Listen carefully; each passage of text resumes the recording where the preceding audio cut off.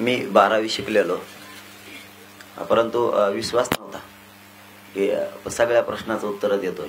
याचा अर्थ खूप शिकलेला पाहिजे. सरकारनं 2-3 दिवस याच्यात घातलेत मी किती शिकलेला आहे म्हणून. त्यामुळे मला काय अशी पार्श्वभूमी नाहीये. फक्त मी जास्त पुस्तकं पण नाही वाचले. जे आहे ते तुमच्या समोर म्हणतोय. मी दैनंदिन जीवनात येणाऱ्या लोकांच्या अडचणी वाचल्या की याच्यावर तात्काळ पाहिजे. एखाद्या माणसाला नाही का आता भूक लागली तर त्याला आत्ता देणं गरजेचं आहे.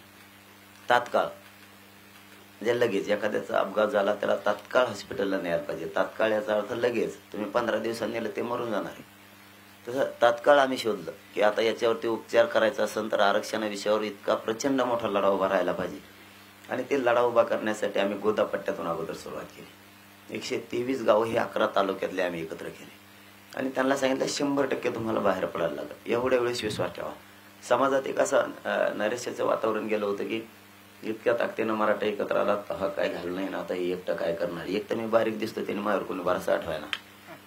पण ते एकत्र करून करून आम्ही लोकांना सांगितलं की एक वेळेस फक्त तुम्ही उभा राहा. मराठ्यांच्या आरक्षणाचा लढा कसा कडे जात नाही आपण बघू. आणि गोदापट्ट्यातले 123 गाव उभा राहिले आणि 29 ऑगस्टला 2.5-3 लाख लोकांचा कार्यक्रम झाला. तिथून खरी धग पूर्ण राज्यभर बसली.